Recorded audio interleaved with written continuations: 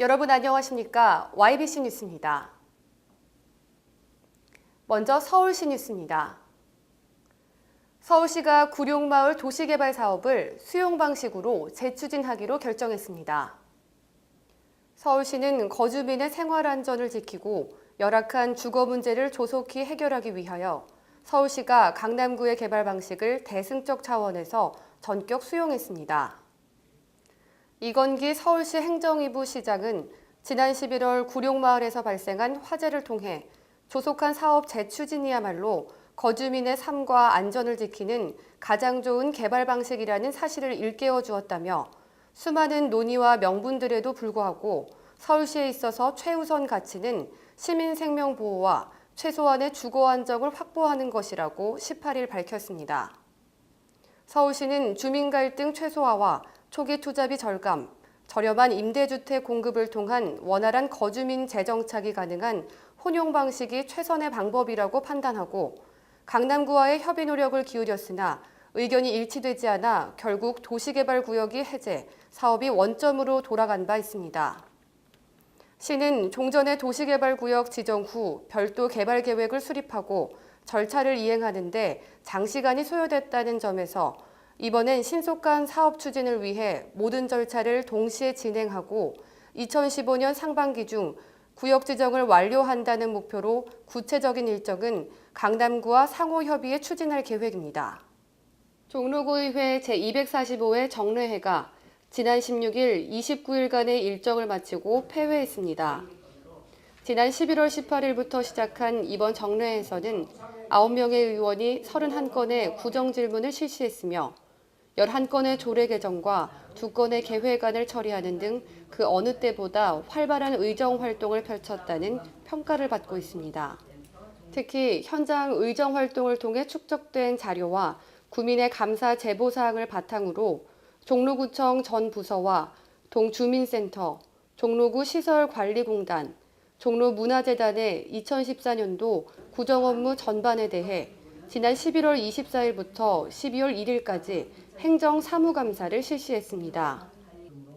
이날 상임위원회별 보고에서는 박노섭 운영위원장을 시작으로 경점순 행정문화위원장, 윤종보 건설복지위원장 등이 차례로 안건심사에 대한 보고를 마친 후 안건 처리를 했습니다. 한편 예산결산특별위원회에서는 주민복지 증진과 지역발전을 앞당기는 2015년도 예산액 총 3,235억 원에 대해 심의하고 확정하면서 2014년도 한 해의 의회 운영을 모두 마무리했습니다. 다음은 인천 지역 뉴스입니다. 인천시가 지난 11일 공정무역도시 인천을 알리기 위해 토크 콘서트를 열었습니다. 국내 최초로 공정무역도시 사업을 시작한 인천시가 인천대학교 대강당에서 공정무역도시 인천 알리기 토크 콘서트 시간을 가졌습니다.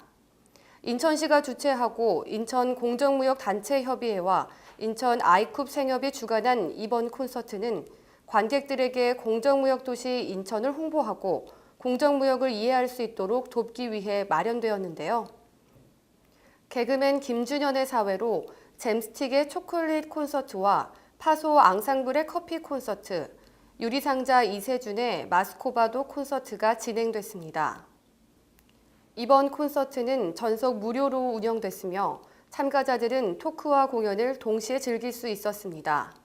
또한 자연 들인 커피와 초콜릿을 맛볼 수 있는 공간도 마련됐으며 공정무역 소품을 판매하는 얼굴 있는 거래, 공정무역 수공예품을 판매하는 어스맨, 망고 캐슈넛, 계피 등 식품 분야의 공정무역을 판매하는 아시아 공정무역 네트워크 등 다양한 공정무역 제품을 만나볼 수 있습니다. 선진 도시로서의 국제적 책임을 다하기 위해 착한 무역, 공정무역을 선도하고 있는 인천시를 응원합니다. 인천시의회가 인천종합문화예술회관 국제회의장에서 인천 지역 전통시장의 활성화 방안 마련을 위한 토론회를 열었습니다.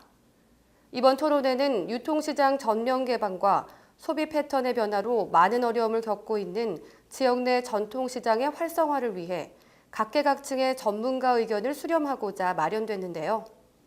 상인과 공무원들이 참석한 가운데 먼저 인천발전연구원 석종수 박사가 전통시장 지원 및 정책 방향에 대해 주제 발표를 했고, 다음으로는 인천 지역 전통시장 활성화 방안에 관한 상지 영서대학교 신창락 교수의 발표가 펼쳐졌습니다. 이어진 토론회는 이상직 재능대학교 교수의 사회로 진행됐으며, 토론자로는 정창일 인천시 의원, 오병집 인천시 경제수도 추진본부장, 최광철 용남시장 상인회장 등 각계 전문가들이 참여해 인천 지역 전통시장 경쟁력, 무엇이 필요한가라는 주제하에 다양한 의견을 제시했습니다. 이번 토론회가 상인과 소비자의 눈높이에서 인천 지역 전통시장을 활성화시킬 혁신적 아이디어와 노력에 관해 논의하는 자리가 되었기를 바랍니다. 다음은 경기도 뉴스입니다. 안성시가 야생철새 AI 방역을 위해 갖은 노력을 기울이고 있습니다.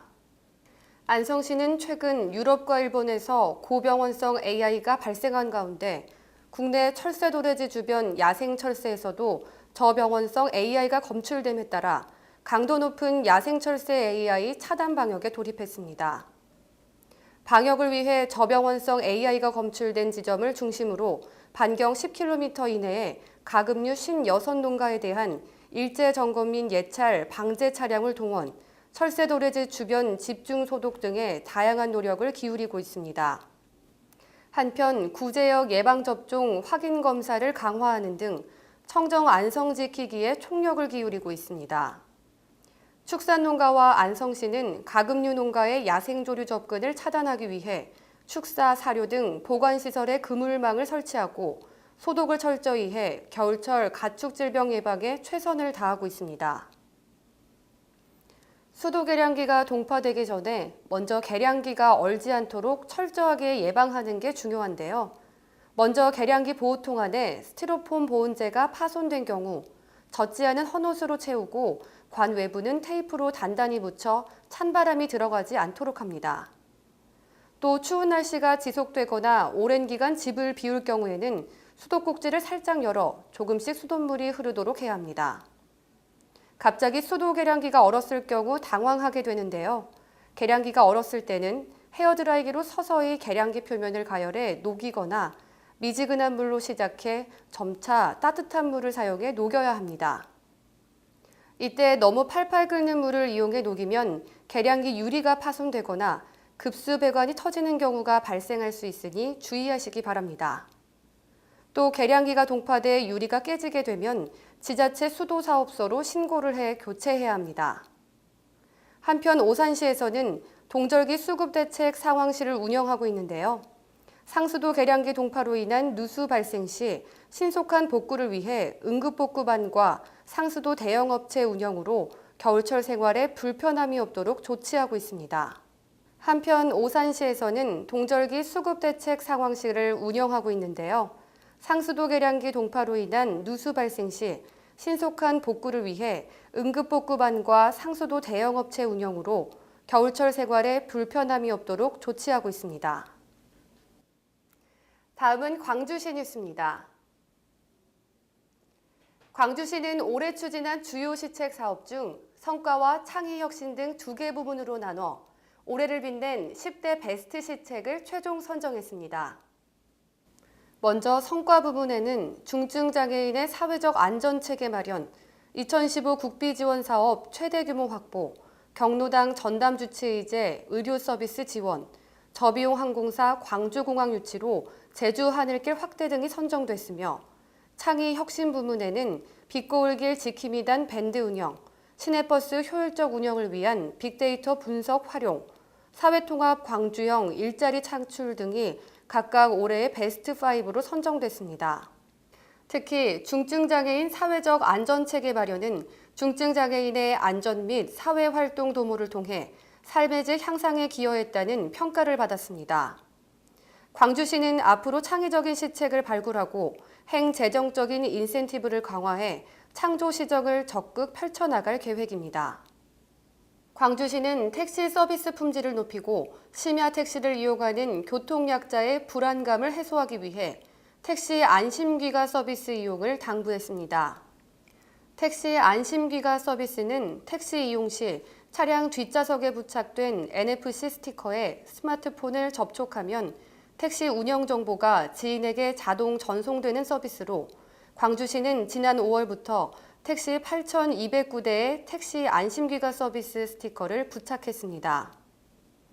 택시 안심귀가 서비스는 12월 10일 기준 5,700여 건이 이용한 것으로 집계됐으며 광주시는 앞으로도 운영 실태를 수시로 점검하고 지속적으로 홍보 활동을 실시해 이용률을 높여갈 계획입니다. 이상으로 YBC 뉴스를 마칩니다. 고맙습니다.